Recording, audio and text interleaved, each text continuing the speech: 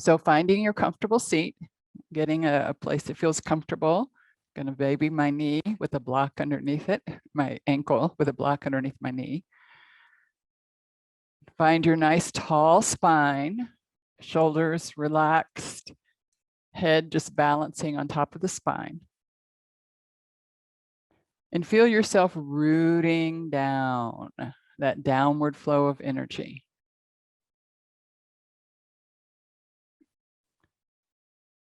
Good. And then let your eyes come to the floor or close them gently.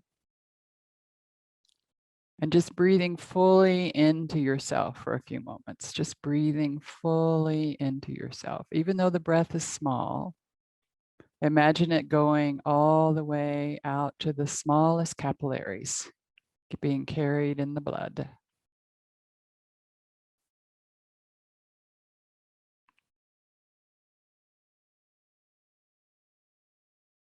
This pranic energy, this life energy that sustains us. Just noticing how you feel at this particular moment.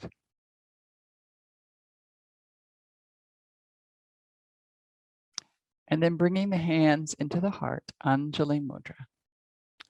With gratitude, we salute all the great yoga masters, past and present. A special prayer of thanksgiving for Baba Hari Das. With joy, we recognize the excellent wisdom teachings of yoga, Ayurveda. With vigor, we dedicate ourselves to self-transforming practice. So self-transformation, what does that mean to you today at this moment? Just ponder it for a moment.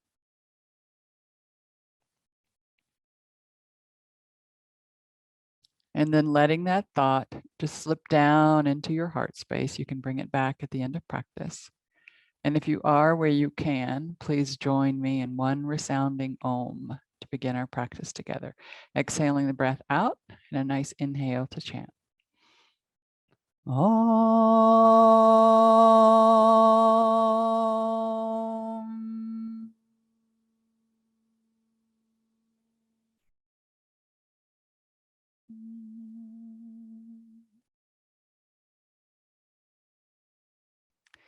Namaste. Okay, so taking our comfortable seat for a moment and just changing it up a little bit. Let's take the soles of the feet together and the legs separate in our external rotation for a moment. Just putting the toes together into Vajrasana, nobility pose. No, this is, yes, Vajra. Okay, nice and tall, sitting on top of our pelvic basket. Really, sit bone, pubic bone, tailbone. That little triangle we've created. And then pull your toes apart for just a moment. Good. And then just walk yourself a little tiny thoracic twist over. Just hold on with your right hand, your left knee for a moment, and press into your left hand on the floor. And then just take your back leg into internal rotation for a minute. Flex the foot, just leave it on the floor, and then bring it back. So we're going to do that 2 more times, holding on to this knee so you're not torquing or going anywhere. Just taking it and bringing it back. And then 1 more time, internal rotation and bringing it back. Good. And then just come back upright. We're going to do the same thing with the other side. So a little twist, thoracic twist, not in your low back. Right hand on the floor, left hand on your right knee. Hold on to that knee as you take the leg back and into internal rotation and bring it back and internal rotation. Nice and slowly, bring it back. 1 more time, internal rotation and bring it back. Just waking up the hip sockets, bring everything back into neutral for a moment, and then hug the knees together. Put your big toe knuckles to touch, spread your heels apart a little bit, right into this just seated angle pose for just a moment. Upright spine. This pose has a lot in common with chair pose when we are taking it standing up, okay? Good, and just feeling your TFLs, those muscles on the sides of your legs. I want you to lift your left leg, knee is bent, shin is parallel to the floor. Just lift the left leg. You can put your hand wherever you'd like for now. Mine are just on the floor. And then replace it, and then lift the left leg. Sorry, right and left, sorry. Press through the flex foot, press out toward the flex foot. Knee is bent, shin is parallel to the floor. And replace it. Let's do one more time. Go ahead and lift your toes just to keep the foot in their dorsal flexion. And then again, right leg lifts. Make sure your heel is headed down, not in any, so that it's not in any rotation. And then release, and then the other leg. Good, and then release. Great, and then let's cross our legs for a moment. Just come through table briefly. We're going to go back to being seated. And if you have a block, well, seated on our block. If you have a block or a pillow or something in a moment you can use, go ahead and grab that so you can put it between your ankles in a moment. For now, just coming into your table pose, wrists right underneath your shoulders, knees right underneath the hip sockets. Good, and we're going to take just a few, and make sure your elbows at any point can go right back behind you, not out to the side. Press into the ball of the index finger. Stabilize your spine, so no slumping down. Press the floor away, lots of space between your shoulder blades. Press either the tops of the feet into the floor or curl the toes under and press the ball of the foot into the floor, whichever is most comfortable and gives you the most stability. Look at the floor. And then we're going to take our cat arches a few moments. We're going to exhale and arch the spine toward the ceiling, curling in and getting round. We're going to inhale, come back into a neutral spine, all three curves. And then exhale, other direction. Head toward tail, tail toward head, and back into neutral. Again. You're inhaling to neutral and you're exhaling to take the arch in either direction.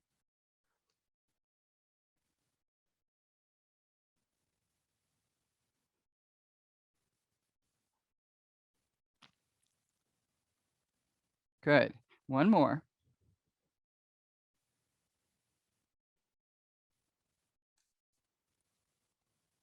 And find your neutral spine. And now grab your block and put it right behind you, right between somewhere between your feet. If you have them curled under, you can lay them out now. Good. And sitting back in Virasana. So there's no rotation right now. Our heels are headed back. Our legs are right on top of them.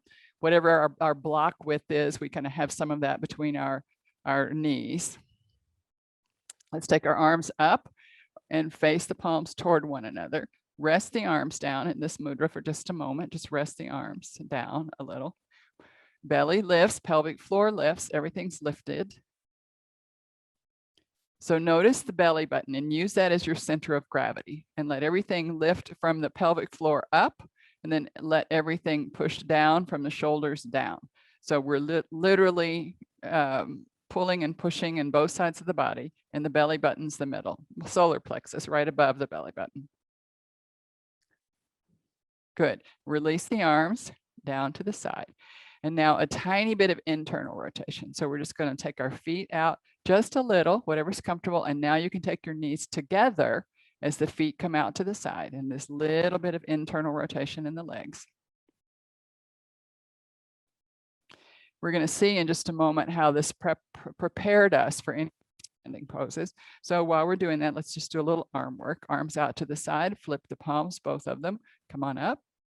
Bend the elbows, place the hands on the scapula, so placing them on your shoulder blades. Just be there for a moment.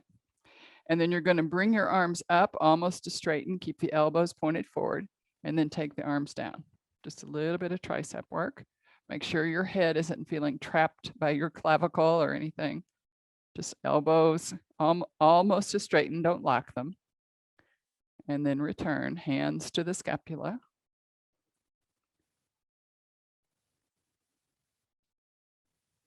Two more.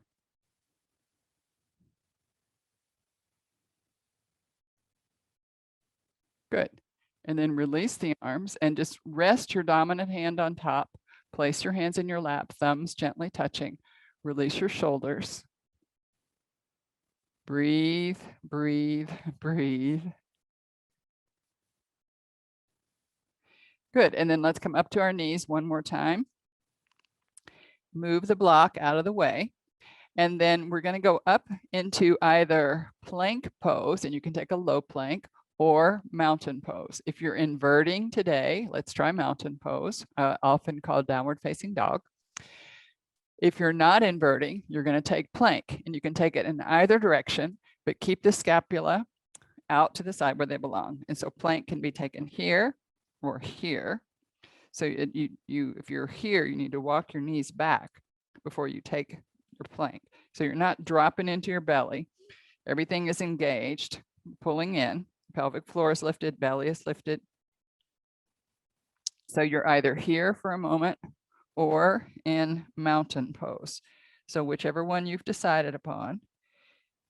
If you have any kind of blood pressure, uncontrolled blood pressure, or glaucoma, if you're on the first 3 days of your menstrual cycle, you should come down into plank. Just breathing for a moment. This is why I gave you plank on your knees. You're welcome to hot dog it and take it up with off your knees, wherever you want to go. It's all you. Just breathing. And then let's look at the space between our hands, wherever we are. Come forward into plank, all of us for a moment. Press through the heels, pull in the belly, and then let's walk ourselves up until we can stand up. Good. And then just finding your Tadasana. So today we're going to work a little bit about keeping that neutral space in our legs when we're doing the first parts of a sun salutation. So we're going to really work on our standing Tadasana. We're going to work on chair while we're there. We're going to work on Urdhva Tadasana, upward reaching Tadasana. We're going to go back into our lunge, and we're going to take a high lunge today and work on not rotating the legs, okay? And I'll give us some keys how to do that. So for now, just coming to the top of your mat. Good. And then let's just bring the hands into the heart for a moment. Relax your pelvic floor and your belly for just a moment. Just take this little respite so that you can really notice in a second when you engage. So right now, everything's just resting. Your feet should be maybe one fist up to 2 fists apart, whatever feels really comfortable for you in your Tadasana pose. Not out here. My hips aren't out there, right? My hips are in here. It's where the femurs fall out of the socket. So be careful and don't overdo. Good. And then let's just take the arms down and then inhale out to the side, flip the palms and all the way up. Urdhva Tadasana. You can look up if you'd like. And then as we exhale, let's hinge at the hip. So you can notice when you come through what we call a flat back. The back's not ever really flat. It has all of its curves. But when we come through this pose, it's at the hip and making sure we're not bending at the waist so that we have taken the whole torso over. Good. And just be in this pose. You can put your hands on your shins. If you're there, you can put your hands on the floor. Doesn't really matter as long as your spine is long. And then bend the knees a little bit more and reach the arms up parallel into a low chair. And notice I didn't change any of the space between my knees or my feet. Shoulders are back and down. Good. And then let's take the hands down for a moment. Look down. Let's look back up to our flat back. And then one more chair. And then up again. Good. And then hands into the heart. We'll do that little part just one more time before we add our lunge, okay? So inhale, arms floating up. You can gaze up. Exhale, begin our dive forward into what we're going to call flat back, looking at the floor, lengthening in the spine. Good. Bend the knees, bring the arms forward. Good. And then bottoms up, hands down, Hasta Padasana. Just pass through briefly because it is a half inversion. And then back into chair. Good. And then let's sweep the arms out to the side, all the way up. Gaze up. And hands into the heart. Great. And now we're going to add our lunge. Okay. So inhale, arms up, floating up. Exhale, our flat back. Inhale, let's take our chair. Exhale, hands down, bottoms up. Inhale, back to chair. Exhale right there. And inhale all the way up. Good. And hands to the heart. So this time, well, let's just take it in apart. Let's take it apart first. So go ahead and step your left foot back. Step it back as far as is comfortable, as if you were going to take a high lunge for a moment. And then I want you to look, and this is important. You're not looking down in the front of your shoulder. I want you to keep your chin up and look over your shoulder and see how you have your foot. And I want you to take it out of external rotation. Right now I have it in external rotation. I'm going to bring it up. So I'm going to do flag pose. So my heel is behind my second, third toe. There's no rotation there. And out there, it looks really weird, but if I straighten my leg, you can see that it's up. Good. And then let's just step to the front. Good. Let's try that on the right side. So just step the right foot back. High lunge, Dvajasana, where our foot is not going to be down. And then look over your shoulder and make sure you have your heel behind your second, third toe. Good. And then come back. Great. So we were going to keep the heel up right in front of the toes when we do our lunge. Okay. So hands into the heart. Take a nice inhale. Exhale, arms floating down. Begin your inhale. Looking up. Exhale. Let's take our flat back first. Just finding that hinge at the hip. That's so important. Let's take a chair. Good.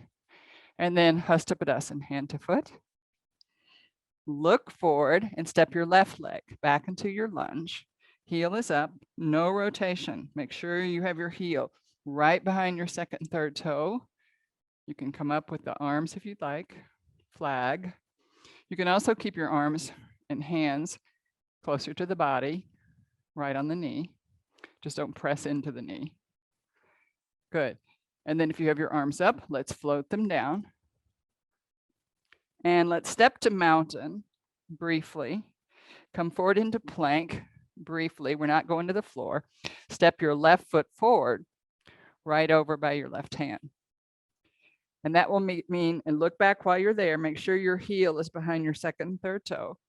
And then slowly, I like to come up one arm at a time, coming up.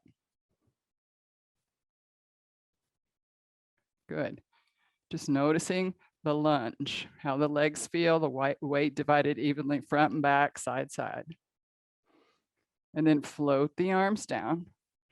A little hop to the front on an inhale. Exhale, fold briefly. And inhale, let's take our chair. Exhale. And inhale all the way up. Exhale, hands to Anjali. Let's do the second side. Inhale, arms floating up. Exhale, chair. We're just taking it reverse. Inhale, looking over, all the way down, looking forward. And now our right leg back into the lunge. Make sure it's up. So come up and look over and make sure you have it balanced. Sweeping the arms up.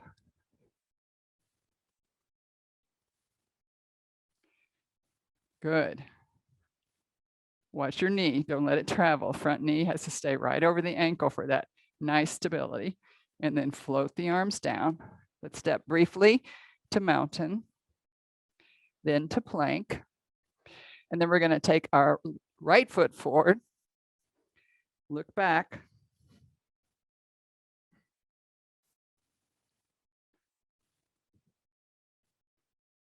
make sure you can look over your shoulder. That's another balance pose, right? Good, and then float the arms down. Inhale, a little hop to the front, long spine. Exhale, fold. And inhale, arms to the sides, coming up. Let's take our chair. And then inhale all the way up. And exhale, hands into Anjali. Good, and then just relax for a moment.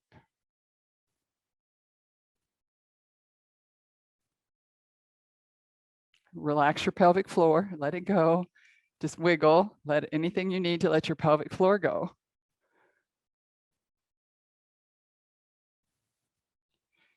And now we're going to work with the lunge with that little bit of external rotation, which is often how we approach warrior one, okay?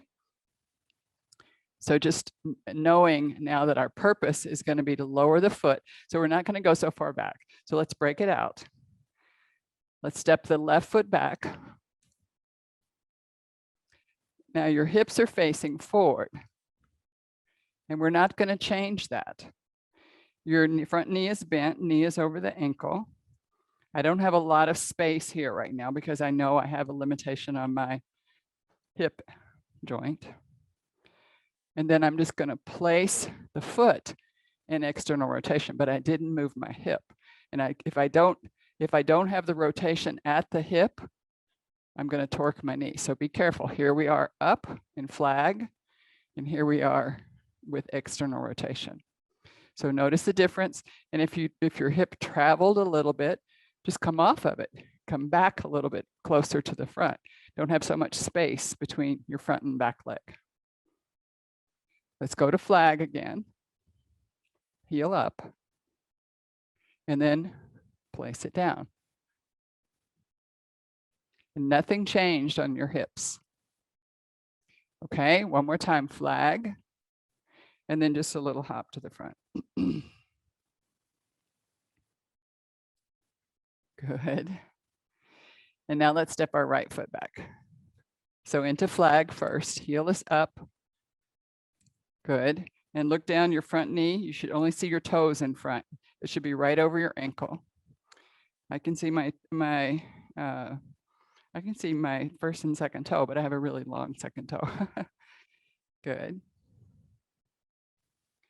And then keep your hands on your headlights for a moment, these as-is bones, and then place the back leg in some external rotation. If your hip went like that, come off of it a little, just step a little closer forward. Maybe shorter, but it's more stable. And then back to flag. So heel is up. Good. And then let's step to that external rotation. What I find is possible for me is that where my ball of the foot was usually in the first flag pose, like where the ball of the foot was in flat, my heel can go there and my hips can stay the same. But just try. If your knee begins to hurt, you're taking it in your knee because you do not have the rotation yet in your hip. So come off of it. And then back to flag. And then a little hop to the front. Good. Because when we're in classes, often there is a transition between warrior one and warrior two. And those two things don't go together. They do go together in that people put them together, but they don't really go together in what's happening in the hip. The first one is here, right, with my hips forward. And then when I roll my heel down, my hips come out to the side, not totally to the side. That would be too much rotation unless you're Cirque du Soleil material. But here I am in warrior one hips or flag pose hips. It's easier to come to from flag. And then I just roll the heel down and open into warrior two, right? You can see the legs are lined up, everything's lined up, and then back into warrior one. So let's try that, okay? So at the top of your mat, let's start with our right foot. Just let's step the right foot back, take your flag. So bring the arms up for just a moment and distribute the weight, front, back, side, side, that little wiggle of balance that you need to do to get that really balanced. You can almost bounce for a moment. Notice your as-is bones are straight in front of you. Do not move your left knee for any reason whatsoever as you roll your right heel down and open to the right side. Do not move your knee, do not move your knee, do not move your knee. And you can see where your hips are headed. They aren't headed straight over to the right side. And then let's pick that back hip up with the arm and come back into flag. Good, and then step forward.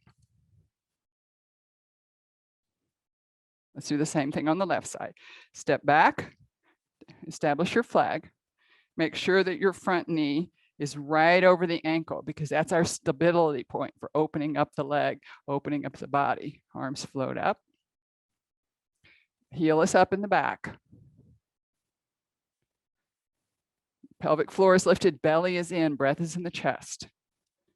And then we're going to roll the heel down and open. Do not move the right knee at all. And then use your left arm to sweep down, pick up the left hip, and come back into flag. Good, and a little hop to the front, lower your arms, Tadasana. Good.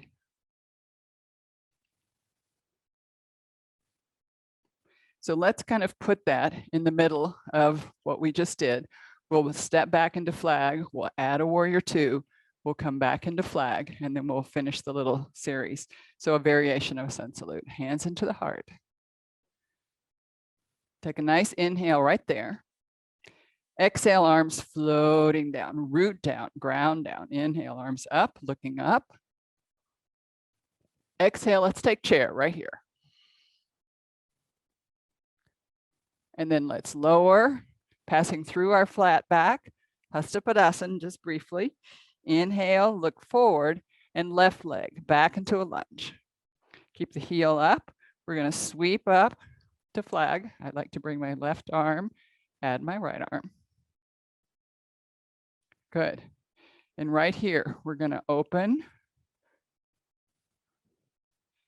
Notice your torso, your arms, your body are behind your front leg.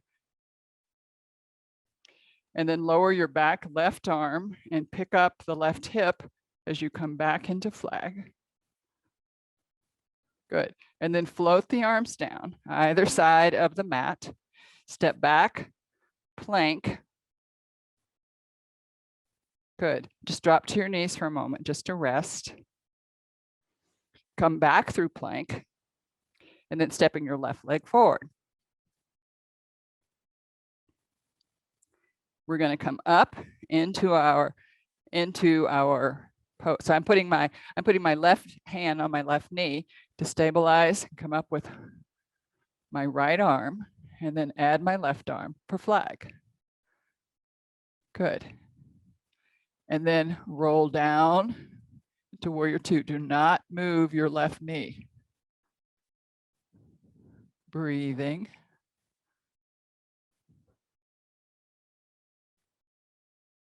And then taking your right arm, swoop, pick up the back hip, come back into flag.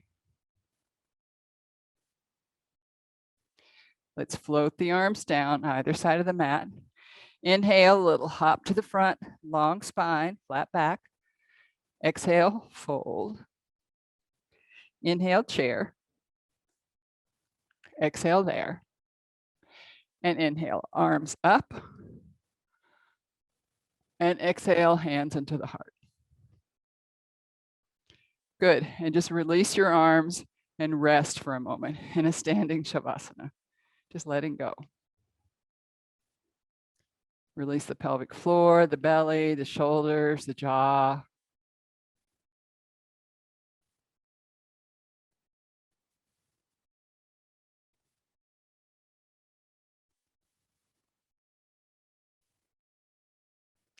And then on your next inhale, opening the eyes. Good. We're not going to do the second side because it's time to head down to the floor. So let's head down to the floor in a squat, whatever squat you'd like, however nice and big and open you'd like it to be. And think about that Apana, that downward flow of energy, grounding. We did a lot of reaching up and flag and coming up. So just thinking about returning Apana to its abode.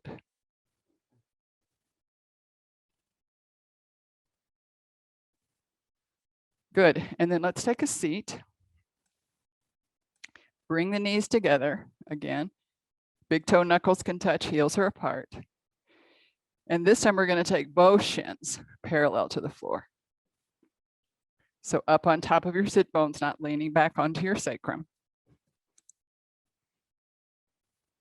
Not back here. Up on your sit bones. Heels are separate. Big toe knuckles can just graze. Don't lean them into each other. And then arms can be parallel or overhead. Legs can come up or stay where they are. And hands can also be behind the knees, giving you a little additional support.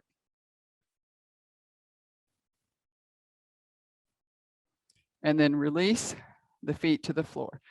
So watch for just 1 second. The way we're going to do our twist today, our recline twist, it's going to be what I call pelican pose. So I'm going to lie down with my feet in a right angle. Okay, everything is at a right angle. And then I'm going to put my arm out, my other arm. So here's my pelican beak here. And I'm just going to open and close. The third time I open, I'm going to stay for a moment and then rest my hand on my ribs so that I don't have this weight pulling out my shoulder girdle, okay? And just rest for a moment. And then we'll close it off and we'll do the other side, okay? So lying down on one side, whichever side you've chosen, form the right angle with your shins and your thighs. Good. And then placing pelican arms in front of you. If you want to, you can put a block underneath your head. And then keeping your hips and knees stable, open on an inhale, exhale, close it up. Open, exhale, close it up. Follow your breath, open,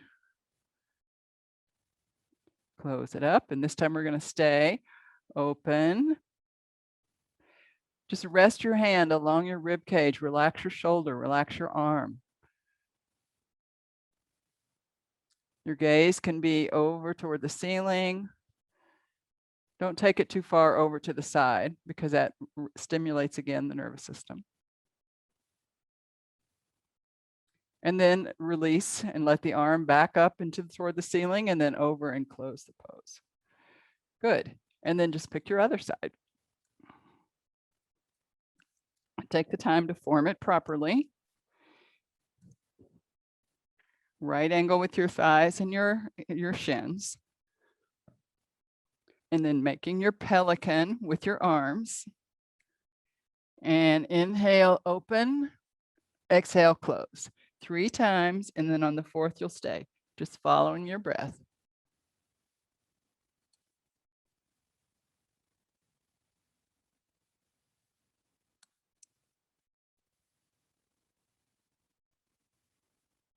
Bend your elbow, rest your hand on your ribs.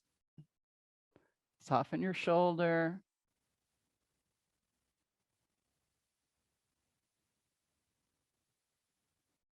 And then release the upper arm back toward the ceiling. Close it down.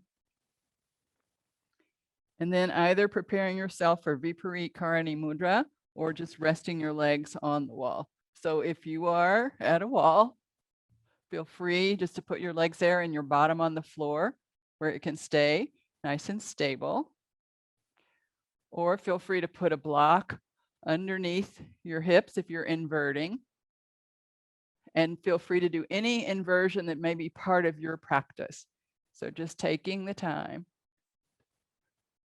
to return the prawns back to their abode. And if you're not inverting today, then the perfect pose for you is legs up the wall or even getting an early Shavasana. So just coming in to your Shavasana. I'm watching the time, you invert or relax.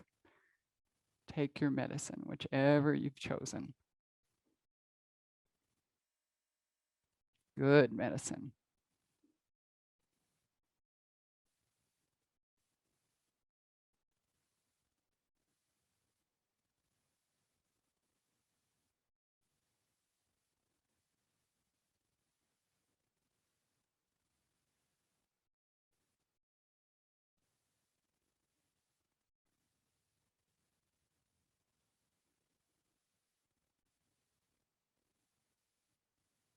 Another 30 seconds or so.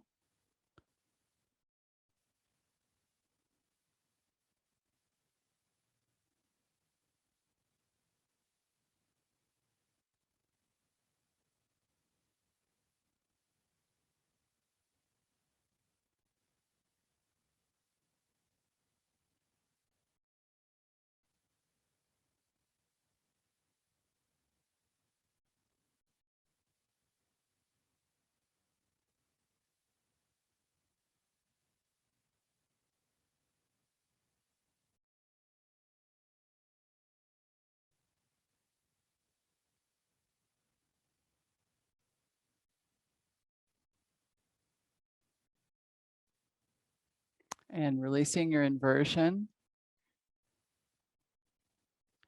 If you took legs up the wall, just coming down slowly. And wherever you are finding your Shavasana, ask yourself if you need any additional pose to balance before you do that. Just check in with yourself. And when you take Shavasana, just lying out as if you were a starfish, not feeling trapped by your mat. Just letting your body sink into the floor.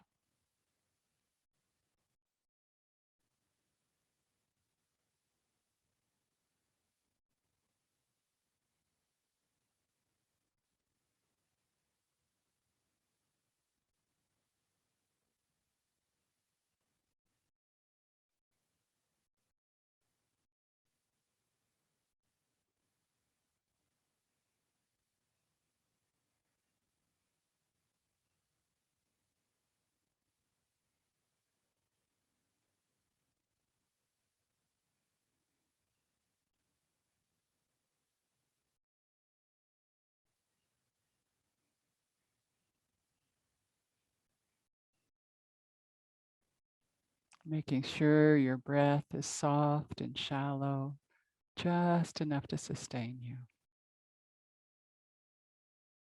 The body is heavy, sinking into Mother Earth.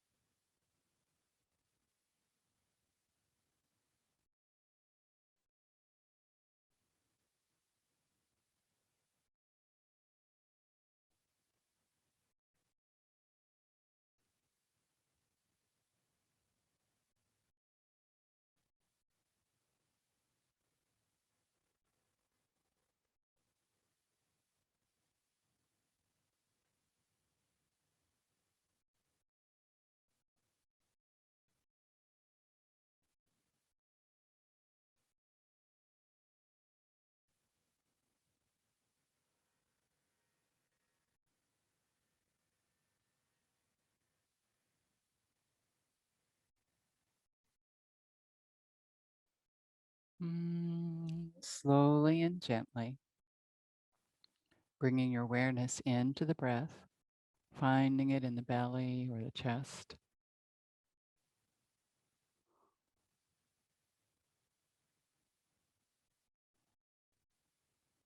Letting it deepen just a little bit as the senses awaken, rolling your eyes and the sockets in one direction, then the other. Letting your tongue roam the mouth, the roof of the mouth, the back of the teeth, swishing it along the front of the teeth, and then opening the mouth wide as if you were yawning. Wiggle the ears, wriggle the nose, and begin to swim the fingers, twinkle the toes. All 5 senses coming back, bringing you information of the space around you. And then deciding how you want to make your way over into embryo pose, curled up, all safe and secure. You can stretch out, you can shrink in, you can do anything you'd like to just make your way over, curled up onto one side in embryo.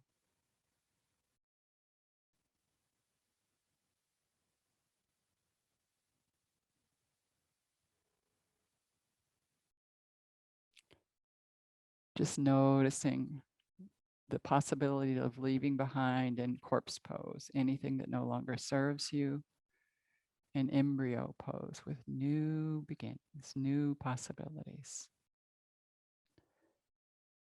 Gently begin to press the floor away. Keep the chin tucked into the chest and let that be the very last thing that comes up as it just bounces and puts itself on top of the spine. Finding slowly your comfortable seat. So getting a seat that can sustain you for the next 15 minutes so that we can do our pranayama and meditation and not change our seat from our pranayama to our meditation. So just finding something comfortable. Remember, you can always put blocks underneath your knees. You don't want them hanging in the air. I have a foot underneath mine that's supporting the bone.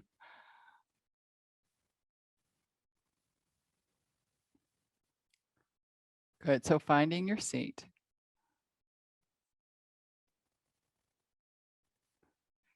And our pranayama for this morning, we're gonna just do a little bit of counting. So we're gonna count the breath and we're gonna focus on the time in between the inhale and in between the exhale. So the kumbhak, the hold of the breath, holding it in and holding it out. But rather than thinking of holding something, with force or how we're gonna do it, I want you to think of the breath as a very gentle newborn baby. And you've got it firmly, but you're not going to squeeze the life out of it, okay? So I'd like for you to sort of think in terms of pausing the breath. So we're going to inhale in for 4 counts, pause for 4 counts, exhale for 4 counts, and pause for 4 counts. So there'll be pause before the inhale and before the exhale, okay? And it is a yama, it is a controlled breath because you're gonna try to conform to this count that I'm gonna give you, okay? So let's start, and the breath can be wherever it happens. Primarily it will be in the chest, usually, okay? Because you're really trying to control it. So the diaphragm is gonna be moving more in that direction, all right? So exhale the breath all the way out.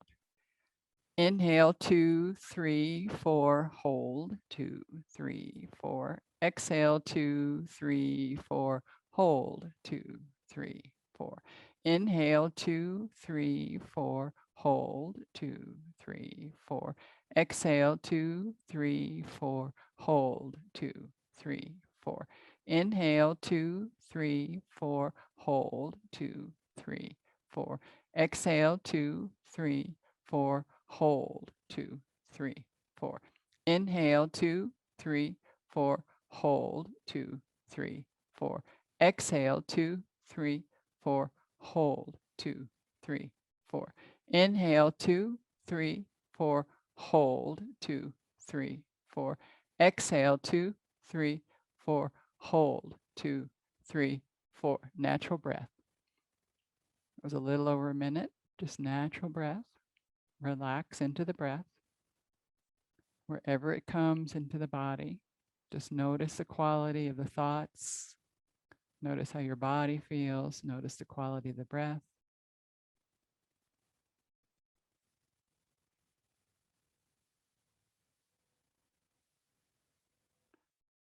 So we're going to do the same thing. I'm going to change the count a little bit. It's going to be a little bit slower. And this time I'm going to say pause rather than hold, so you don't feel any sense of clenching anything. Okay? Ready? Let's exhale the breath out altogether. If you feel dizzy, let me just say this for a minute. If you feel dizzy or if this is inappropriate, just fall into a natural breath pattern. Any Nadi Shodhana, alternate nasal breath, or any simple breathing is perfect, but don't feel dizzy, okay? We'll start again. Exhale the breath all the way out.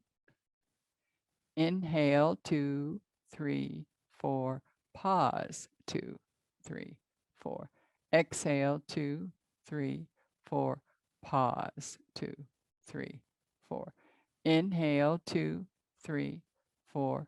Pause, 2, 3, 4.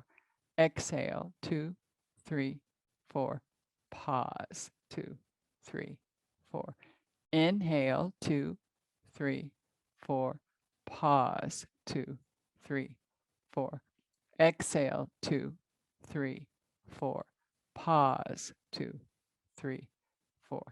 Inhale, 2, 3, 4. Pause, 2, 3, 4. Exhale, 2, 3, 4. Pause, 2, 3, 4. Release the practice. That was 1 minute. Just notice how you feel, body, breath, mind.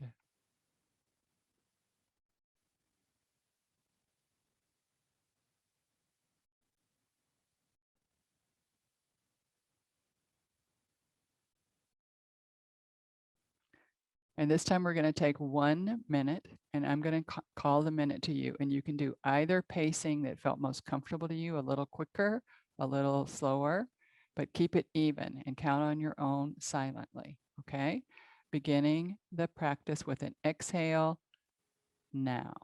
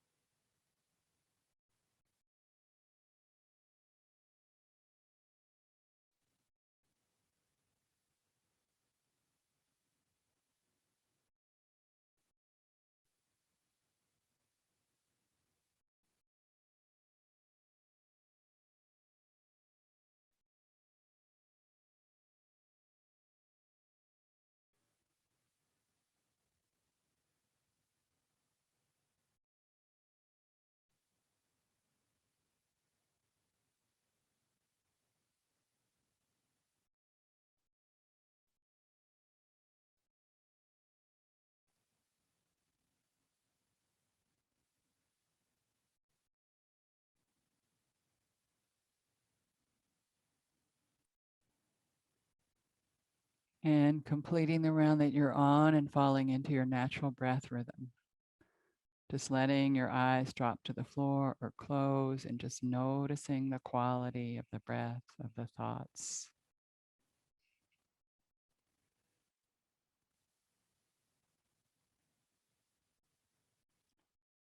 We're going to move into our meditation. I'm going to give us a mudra. We're going to do again Apana mudra. So it's taking your index finger, tucking it into the base of the thumb. Index finger to the base of the thumb.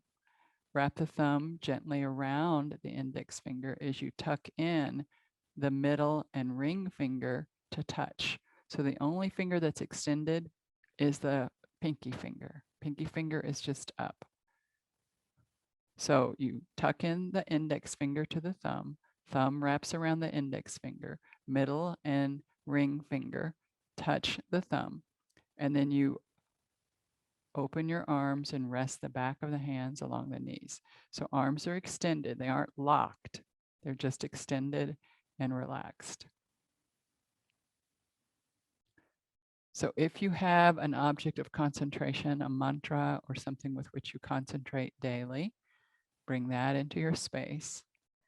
And if you don't, then I'm going to bring into our mind the chant Hamsa, Hamsa. I am that. And that has a capital T. You are Purush. You are God. You are nature. You are the universe. You are that. Hamsa. Hamsa. Hamsa.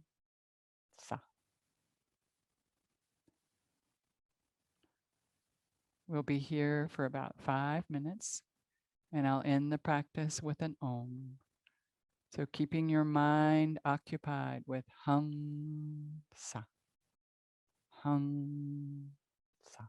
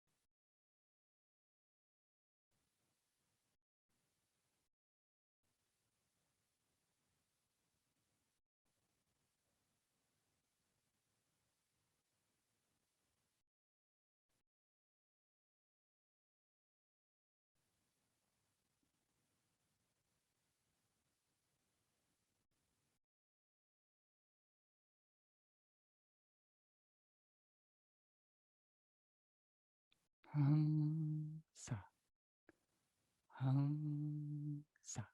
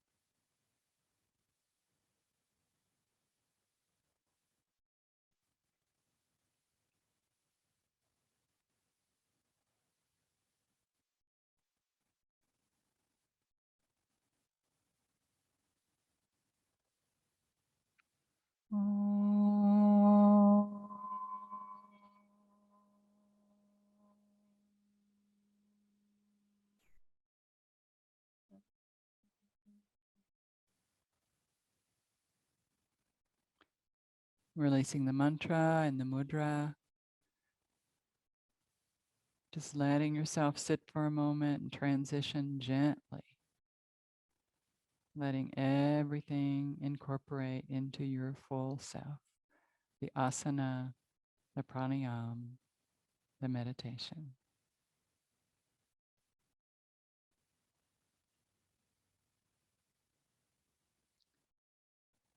Bringing the hands into the heart, Anjali Mudra. Any merit we may have earned this morning in our very diligent practice of yoga, we lift it up to the welfare of all sentient beings. Think about your beginning thought of transformation. Pull that thought into your mind. What do you need today? And then make it into an offering. And then let these offerings slip from our mind down into our heart, and from our heart symbolically into the palms of our hands, and then lift them up and just let them go off into the universe, bringing the hands gently back into the heart.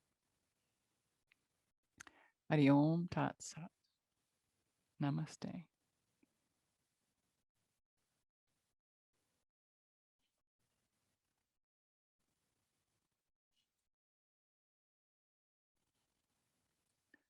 Okay, great. I'm coming to you.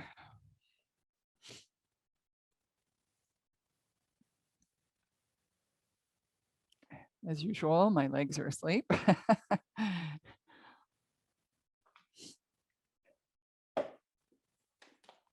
And let me fix it where I can see you better and you can talk and everything.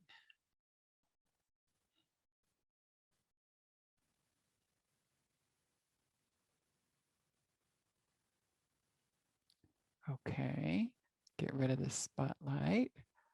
Go into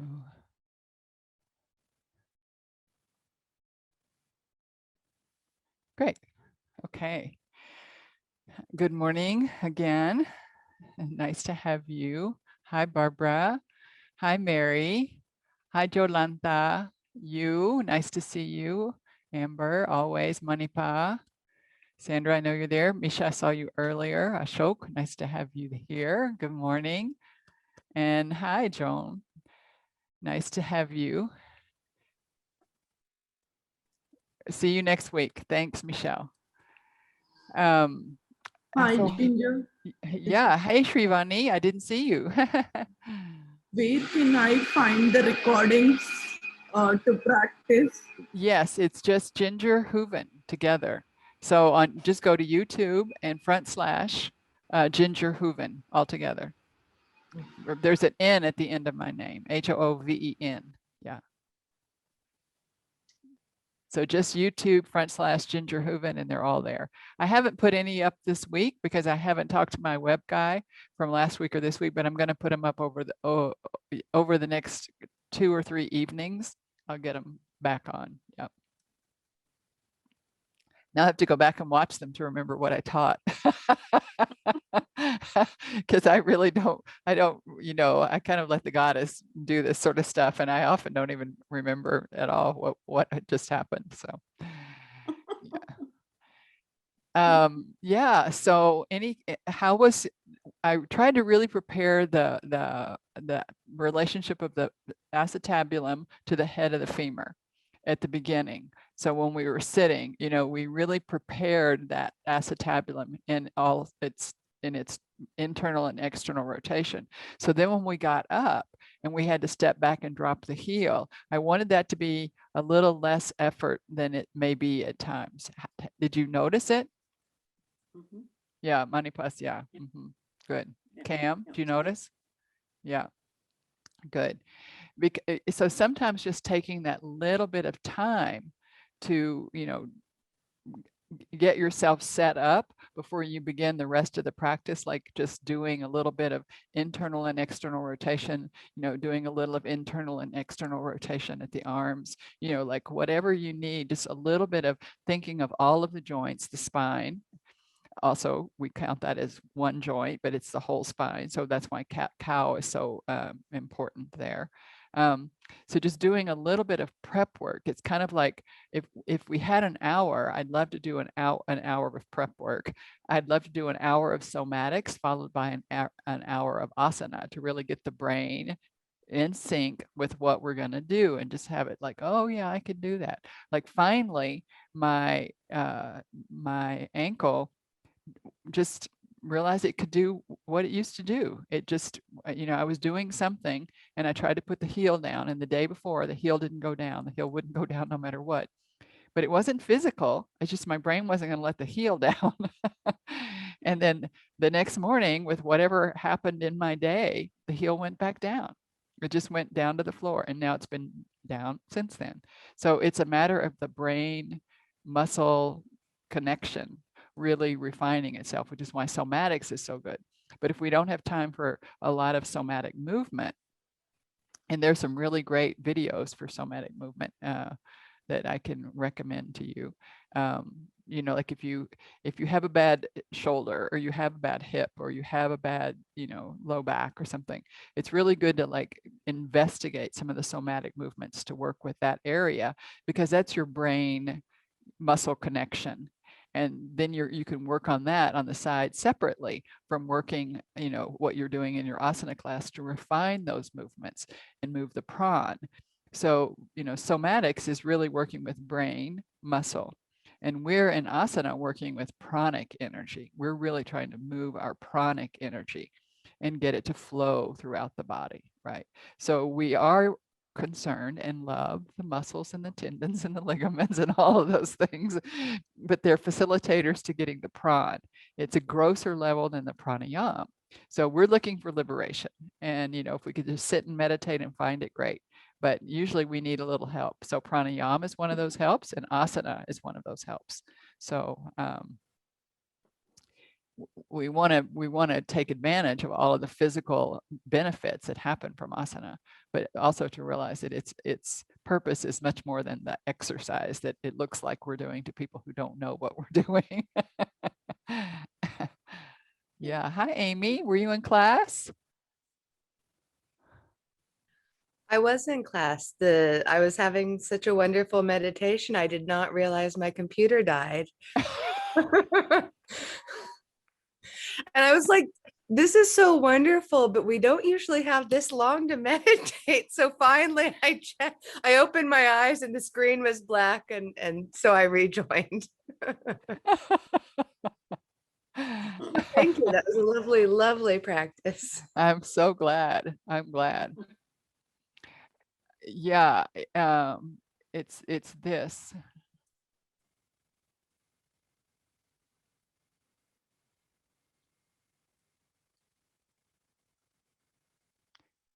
Try that for a minute, Shivani, and let me know. I should have put www so it would have been a link and you could have just clicked on it. I didn't think of that. Let me do that so that you can click and see. If it's not there, I need to know, because it was there before I left.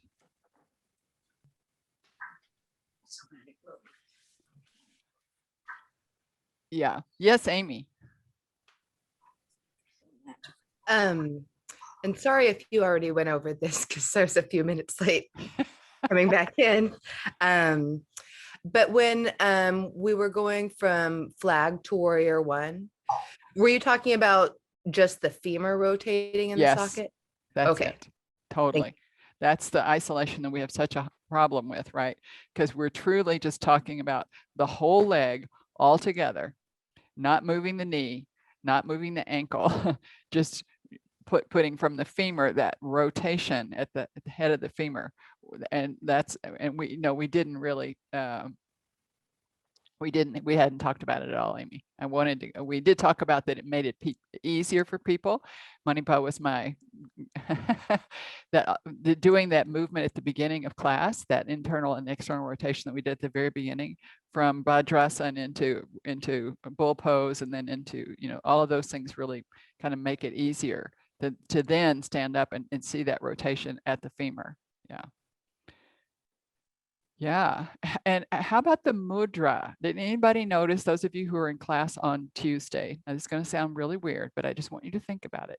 Did you have a better bowel movement yesterday?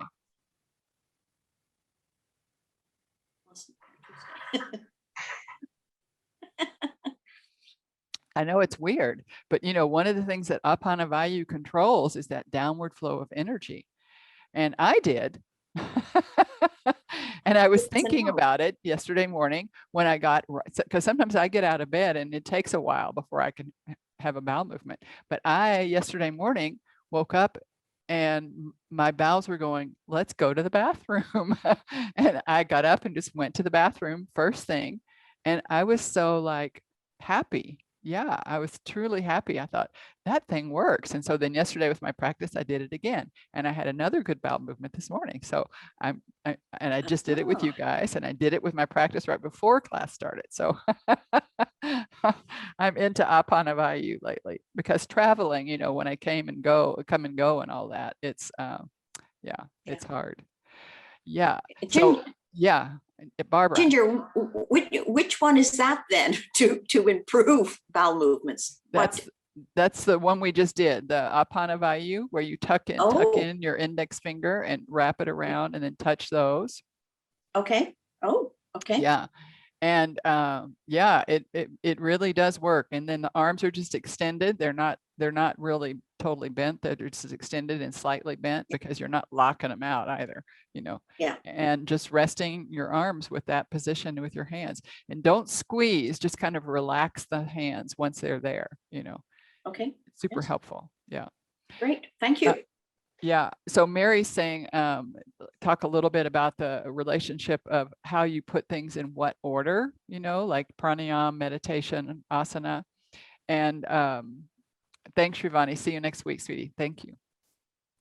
So Babaji usually taught us to do our pranayama and meditation first while you're riding that wave of vata after awakening, and then the asana right after that for many reasons. One is that your mind is not yet filled with the day. Hopefully you haven't picked up your cell phone, right? Or your iPad or anything. And so you're just like right on that wave of Brahma Murta. You maybe you didn't get up at 4 a.m., but you're still on that wave of the first part of the day. So you ride that wave into your pranayama practice, which prepares you for your meditation. If you have a great meditation practice, and I don't mean like creative thinking practice, if you have a great meditation practice, you may not even need much pranayama anymore if you've been doing it, or just have the boon of not having, I hate to say if you've been meditating forever, but if you've been meditating greatly, you may not need that much pranayama, right? And then asana, thinking about really preparing the body for the next day and the rest of the day with doing all of the asana movements and stuff after that, because asana can be more stimulating to the mind than just sitting in pranayama meditation. But when it comes to beginners, and at the time of day that we're doing it, which was 8 o'clock, I've been up for 3 hours, you know, it's like, it's fine to do asana first. So when I was first teaching beginners at the Redwood, I asked Babaji about, could I teach asana before I taught pranayama meditation? And he wrote beginners. And I said, yeah, brand new beginners to our practices. And he said, asana good, you know. So it's just kind of what your purpose is. Like in my personal practice, I do my pranayama meditation first, period. And then I do my asana practice. Because, you know, like as a mom, when the boys were little, if I didn't get my pranayama meditation out of the way, I might not ever have gotten them if I did asana first. So I just did all my pranayama meditation. And then if I got to do asana that day, great. And if I didn't, too bad. So, yeah. I used to keep a few things beside my bed to remind me to do a few exercises to keep me strong, to teach asana every day, because I taught back in the days when I taught at the Redwood 3 days a week.